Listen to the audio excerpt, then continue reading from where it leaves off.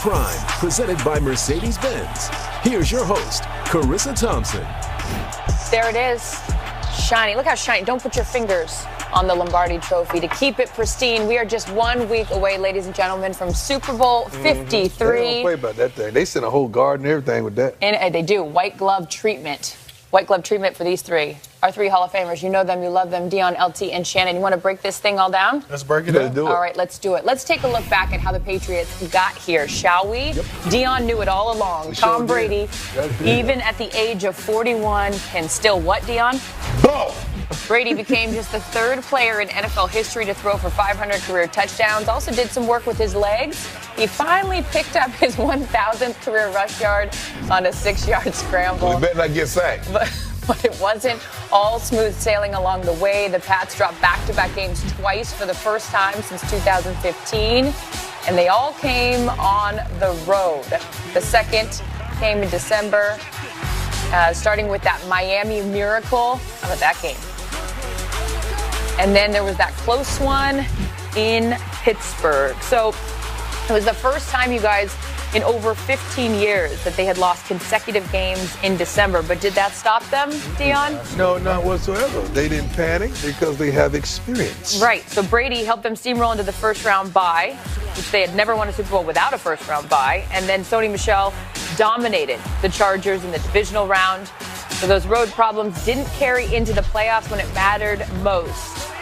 Taking care of business at Arrowhead to cruise to their 4th Super Bowl appearance in this decade. How did the Rams get here? Well, in Sean McVay's second season at the helm, Todd Gurley and squad took the NFL by storm, that high-powered offense. Well, I thought my record was going to be in jeopardy for a little while this year. You put that mojo on him. You got it. Yeah, that dog. The Saints handed the Rams their first loss of the season after that thrilling Monday night win against the Chiefs. They seemed to get back on track. They had back-to-back losses in prime time versus the Bears and the Eagles, raising some more question marks about if this team could get to that next level. But after a first-round bye, the Rams opened their postseason with a physical win over the Cowboys, using that ground game of Todd Gurley and C.J. Anderson, who combined for 273 rushing yards, and set up a rematch Marcus Peters predicted. And just when it looked like the Saints were marching to another victory, the controversial no call. That play. That play will live in infamy, good and bad, depending on which side you're on. Drew Brees was then intercepted the opening possession and set up the Greg Zuerlein 57-yard game-winning field goal to send the Rams to their first Super Bowl since 2001. So we're a week away from the big game. We've talked a lot of storylines.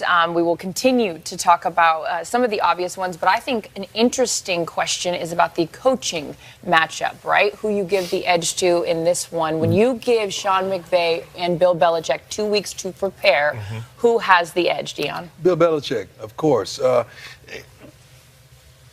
We could even argue and venture to say, I'm getting lost in my words because I can't even believe we're asking this question. Yeah. I really can't believe we're even asking this question. This shouldn't even be on the show. Give Coach Belichick. No, you guys. Bill Belichick is This is ninth time doing this now. Arguably one of the best coaches to ever. And their argument isn't a vast argument. There's only a couple people in the room when you even talking about an argument like this. I can make the argument for Sean Well, make it. Thank you. So Sean McVay is a young, innovative coach. Just last year with the Philadelphia Eagles, we saw a young, innovative coach in Doug Peterson scheme up that Patriots defense and really hurt them. This might be, the future, what we're seeing with Sean McVay and this Rams offense and the way they operate. I really believe you give him 2 weeks, he's going to find schemes to hurt this Patriots defense. See, this is different. See, this is different now, LT. What you're talking about is a scheme that highlights your players, but we're talking about body on body, man on man. Who brings most to the table in 2 weeks as a coach? No, but forget if somebody go out there and throw 3 picks and 2 picks or have a game that you didn't even expect. I'm talking about one game. And you really believe that he can outlast. Dion, he just made your point. That the Eagles just did it. They just last year. Last year. The Eagles is riding a fairy tale, man. I Okay, mean, Nick but that Foles doesn't in that fairy negate the tale fact last that year. they came up with a good game plan. Nick All right. Foles in that fairy tale last year was real. Okay, so if you that thing was real. all right, so okay, so you don't think that there's any chance that Sean McVay can outcoach Bill Belichick because of Winning the experience? game and out-coaching somebody is two different things. Winning the game is Okay, so not why don't- out-coaching somebody. And then the other thing we got to think about, you got to put Wade Phillips in this. Yeah. You know, we can't just say Sean McVay because Wade Phillips have faced these Patriots offenses Last three a games, lot. 19 points a game. That's what he's A giving lot. up against them. So we he just plays gonna a forget factor about in the that. whole staff that's sitting over there behind Belichick too. They leave every year. You get people that leave.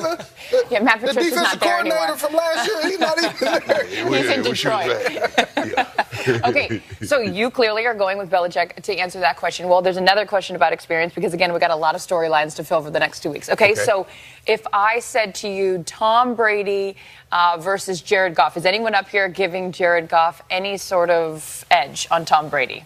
It's funny. Now you're going to sip. Why you sip last minute? It's the same thing. Okay. It's the same But mine thing. needs to be Why is full. it not the same thing? You know what? When you say Tom Brady against Jared Goff, it's not like they face each other. But if I had to take Coach Belichick against a third-year guy. Okay, we've already moved on past that question since we you ain't didn't like moved on. it. No, but I'm Shannon just saying, ain't We changed have one moved yet. on because this is You're talking about Bill Belichick scheming up the defense against Jared Goff? Yeah, that's against Tom Brady. I still, even though Wade has had success against Tom Brady and what he's able to represent, I think they'll have better success probably scheming up Jared Goff. That doesn't mean, you hand the ball off, guy rushes for 100 yards, 200 yards, something of that nature. But Jared Goff and Tom Brady, come on now, guys. Okay, so let's go ahead and say Tom Brady throws 2 picks like he did in the AFC Championship game. Then does it even the playing field a little bit with Jared Goff? I thought it was going to even the play for yesterday. How did the picks come 2 weeks about? ago. But how 3 did the weeks picks ago. come about? What y'all getting confused of? You getting confused of if somebody plays bad, that means the defensive coordinator out-schemed them. Right. And no, that's not true. He just played like garbage. These are hypothetical questions about the I don't experience. like hypothetical. But let me ask you a question. A week ago, do you think it was scheme? like Let me ask you a question. hypothetical. Let me ask you, Chris, a week ago, do you think it was scheme or did Pat Mahomes play bad? I think that Pat Mahomes didn't have his best game. But What about that first half? really didn't have a good game. This is because they went outside the norm. We don't see Coach Belichick go zero coverage. Right. We don't see him bring pressure like he played. Yeah, but that also goes to show that he had already seen them once during the year, so he knew how to game plan and he made the adjustments. Now you're giving him 2 weeks. The Patriots don't see the Rams a lot, so these aren't teams that they're that familiar with once you get into a Super Bowl situation. Oh, so you're taking the Rams, it sounds like. No, it doesn't. I'm just trying. By the way, we're just looking for things to talk about. Because at this point, we got a lot of time leading up to the game.